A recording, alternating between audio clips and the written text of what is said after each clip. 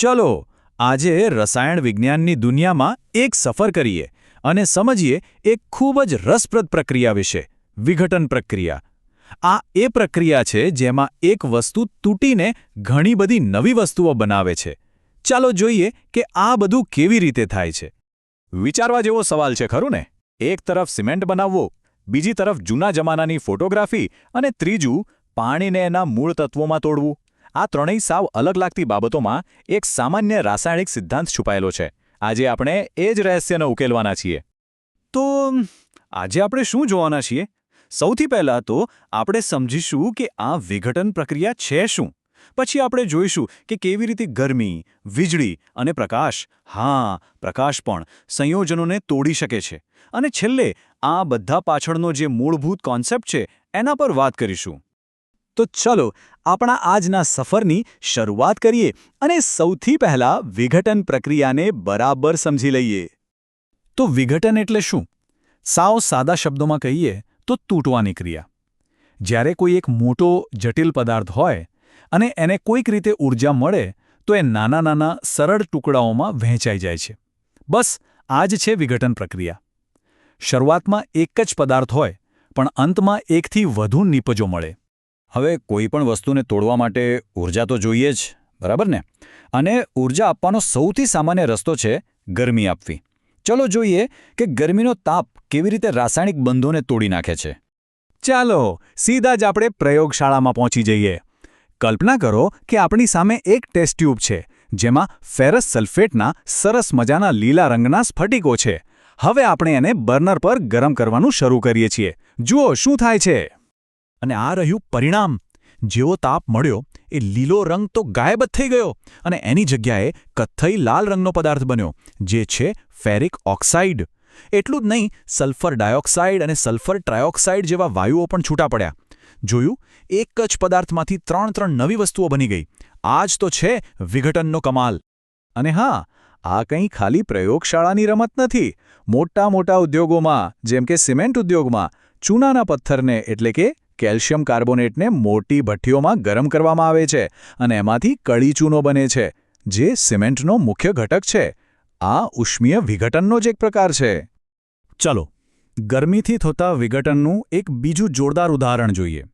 જ્યારે લેડ નાઇટ્રેટને ગરમ કરવામાં આવે છે ત્યારે તેમાંથી નાઇટ્રોજન ડાયોક્સાઇડનો બ્રાઉન કલરનો ધુમાડો નીકળે છે. આ એક એવી પ્રક્રિયા છે જેને આપણે સ્પષ્ટપણે જોઈ શકીએ છીએ. સારું, તો ગરમીની વાત તો થઈ. હવે વારો છે વીજળીનો. વીજળી પણ એક જબરદસ્ત ઊર્જા છે જે અણુઓના બંધનને તોડી શકે છે અને આ પ્રક્રિયાને વિદ્યુત વિભાજન કહેવાય છે. ચાલો આ વીજળીના જાદુને થોડું નજીકથી નિહાળીએ. અહીં પાણીનું વિદ્યુત વિભાજન કરવા માટેની એક સરળ ગોઠવણ બતાવી છે. એક કપમાં પાણી ભરી એમાં 2 કાર્બનના સળિયા મૂકીને તેને એક નાની 6 વોલ્ટની બેટરી સાથે જોડી દેવામાં આવે છે. પાણીમાંથી વીજળી સહેલાઈથી પસાર થાય એ માટે એસિડના બસ થોડા ટીપા ઉમેરવામાં આવે છે. અને આ રહી આખી ગોઠવણ. જેવો કરંટ પસાર થવાનું શરૂ થાય છે તરત જ બંને સળિયા પર નાના પરપોટા દેખાવા લાગે છે. આ પરપોટા બીજું કંઈ નહીં પણ પાણીના અણુ તૂટવાથી બનેલા હાઇડ્રોજન અને ઓક્સિજન વાયુના છે જે ઉપર ઊંધી રાખેલી ટેસ્ટ ટ્યુબમાં જમા થઈ રહ્યા છે. હવે જરા ધ્યાનથી જુઓ. શું બંને ટેસ્ટ ટ્યુબમાં જમા થયેલા ગેસનું પ્રમાણ સરખું લાગે છે? ના, બિલકુલ નહીં. એક ટેસ્ટ ટ્યુબમાં બીજી કરતાં લગભગ બમણો ગેસ જમા થયો છે. આવું કેમ? કારણ કે પાણીનું સૂત્ર છે H2O, એટલે કે એના એક અણુમાં હાઇડ્રોજનના 2 પરમાણુ અને ઓક્સિજનનો એક જ પરમાણુ હોય છે. એટલે જ બમણો હાઇડ્રોજન વાયુ છૂટો પડે છે. આપણે ગરમી અને વીજળીની તાકાત તો જોઈ લીધી. હવે ચાલો ઊર્જાના ત્રીજા સ્વરૂપની વાત કરીએ. પ્રકાશ. સૂરજનો તડકો પણ અણુઓને તોડવાની શક્તિ ધરાવે છે. આ એકદમ સિમ્પલ પ્રયોગ છે. એક કાચની ડીશમાં થોડો સફેદ રંગનો સિલ્વર ક્લોરાઇડ પાવડર લેવામાં આવ્યો છે અને બસ એને સૂરજના તડકામાં મૂકી દેવામાં આવ્યો છે. અને જુઓ તો ખરા, થોડી જ વારમાં પેલો દૂધ જેવો સફેદ પાવડર રાખોડી રંગનો થઈ ગયો. આવું કેમ થયું? કારણ કે સૂર્યપ્રકાશની ઊર્જાએ સિલ્વર ક્લોરાઇડના અણુને તોડી નાખ્યો અને એમાંથી શુદ્ધ સિલ્વર એટલે કે ચાંદી છૂટી પડી. આ રહ્યું એનું રાસાયણિક સમીકરણ. અને તમને જાણીને નવાઈ લાગશે કે આ જ સિદ્ધાંત પર બ્લેક એન્ડ વ્હાઇટ ફોટોગ્રાફી કામ કરતી હતી. ફોટોગ્રાફિક ફિલ્મ પર આવા જ સિલ્વર સંયોજનોનું પડ હોય જે પ્રકાશ પડતા જ વિઘટન પામીને ફોટો બનાવતો. તો અત્યાર સુધી આપણે ગરમી, વીજળી અને પ્રકાશથી થતી અલગ અલગ વિઘટન પ્રક્રિયાઓ જોઈ. પણ આ બધામાં એક વાત સામાન્ય હતી. એ શું હતી? ચાલો એને સમજીએ.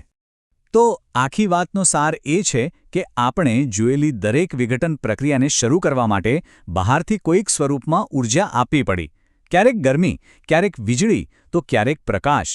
જે પ્રક્રિયાઓમાં આ રીતે ઊર્જાનું શોષણ થાય તેને વિજ્ઞાનની ભાષામાં ઉષ્માશોષક પ્રક્રિયાઓ કહે છે.